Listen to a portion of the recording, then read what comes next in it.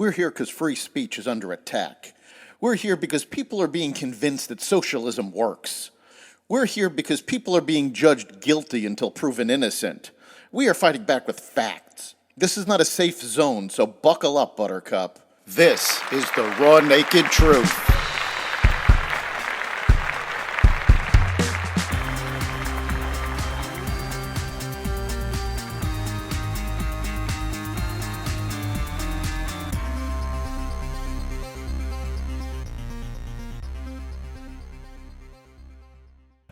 Welcome to the Raw Naked Truth. I'm your host, Eric Lopkin, and with me is Chris Calandra, our Wallet Watch contributor from Elliott Wealth Management. Chris, how you doing today?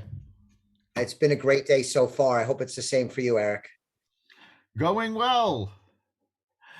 So, there's been a lot of talk right now on both ends on whether or not we have the risk of a recession. Some say it's a foregone conclusion. Some say it's completely avoidable.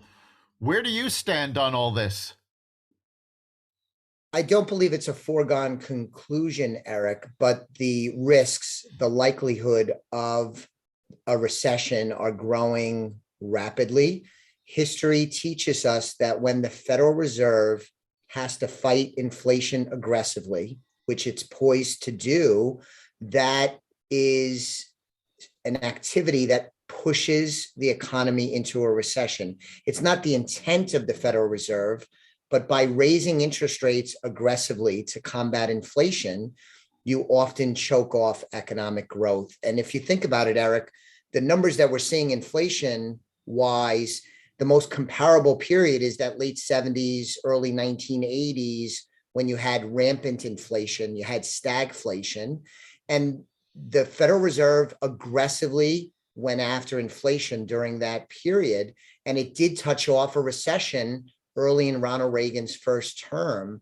And if you are looking at history to help you as a guide, a recession is very likely. Now, can it be avoided? Yes, it can be avoided. We're in a different economy than we were back then, more technology and information driven, but the risks are higher, and you're seeing more and more talk about it. And sometimes even just to talk about it, Eric, could become a self-fulfilling prophecy.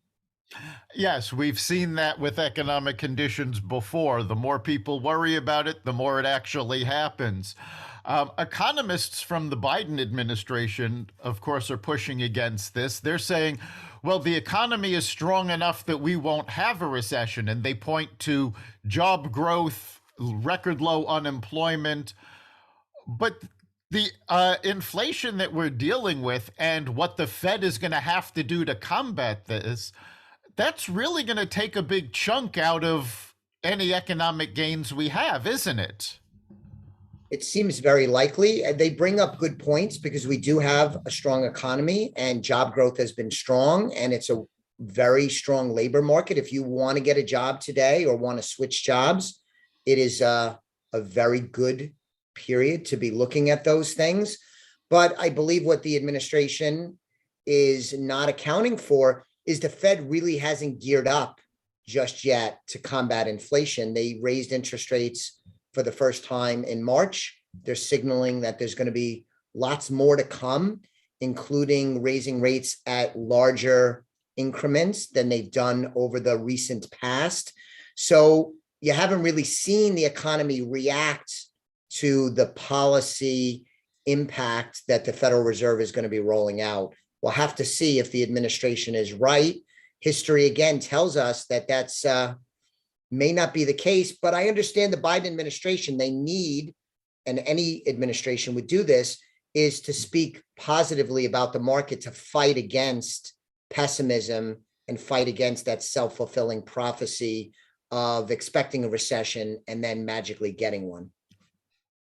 Now, isn't part of the problem that the Fed is facing is that they kept interest rates artificially low for so long, they were sort of left without any bows in their quiver, rather any arrows in their quiver to fight off a recession, other than dealing with inflation with these massive interest rate hikes. Yes, I think that the Federal Reserve is in for a decent amount of criticism. I think it's fair. They reacted very strongly to the pandemic and took extraordinary measures to negotiate through what occurred with the pandemic and the related economic closures. But it seems like, and I am of this opinion, that they kept this emergency footing for longer than was necessary. And that is going to perhaps come at a heavy price. And that price is starting to be paid in the form of inflation.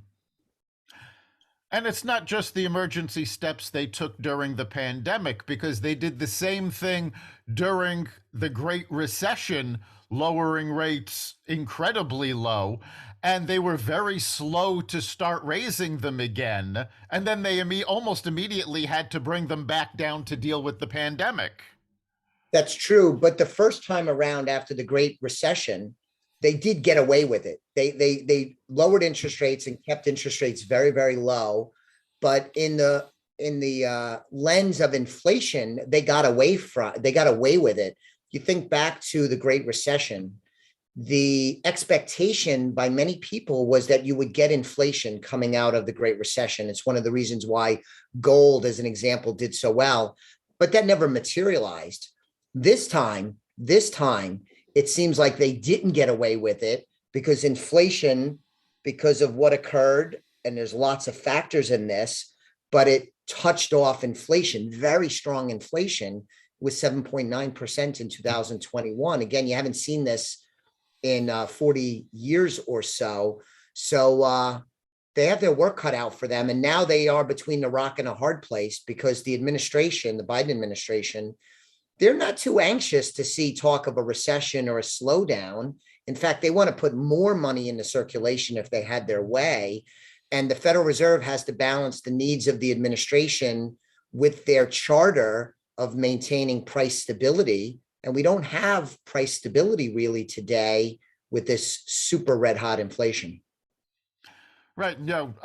Economists prior to the American Rescue Plan said that pouring that much money into the economy was going to spur inflation. Now, putting more money in, you're just going to put gasoline on the fire. And they're really putting the Fed in a tough position because the Fed needs to manage inflation. If the administration keeps pouring more money into it, the Fed's back is really up against the wall. Yes, you could, especially depending on the outcome of the midterm elections, you could have, and it seems unlikely today if you believe the polling, which is always dangerous, is if you had a Congress, Senate, and House that is friendly to the administration's policy initiatives, you could have legislation passed that puts more money into play. At the same time, the Fed is trying to manage inflation risk. And basically, you would have policy that is at odds with one another. The Federal Reserve trying to do something and the administration counteracting it with their own policy goals and initiatives. It's hard to see how the Biden administration and the Federal Reserve would end up pulling in the same direction.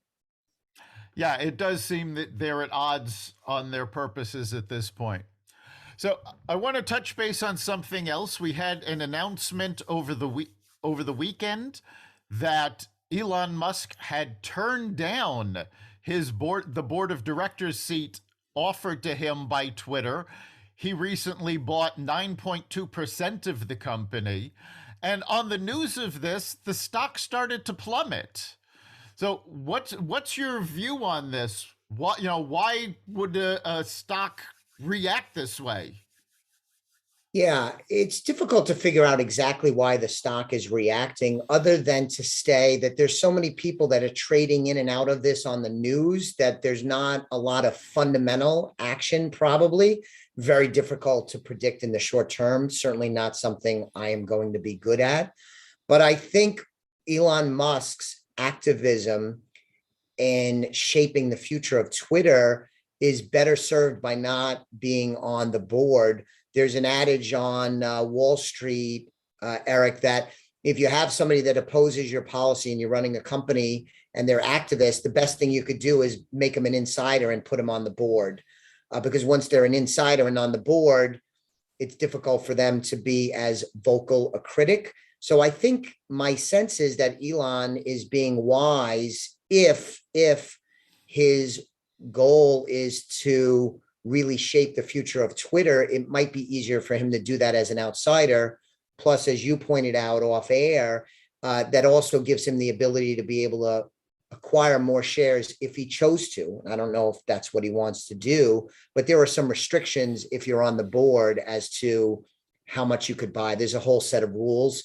So it seems to make sense given what Elon Musk might be doing. He's brilliant. It'll be wonderful to see how it plays out. I wouldn't put too much stock in the short-term pull of Twitter because there's so much just craziness, day traders influencing the short-term action. Yeah, I think Elon Musk agrees with you that there were too many limitations to him being on the board. And let's face it, Elon Musk has never been somebody that wants to play by the rules. He wants to make his own rules. So yes.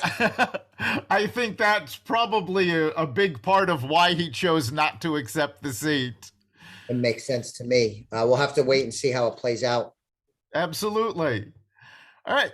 Thanks for being with us, Chris.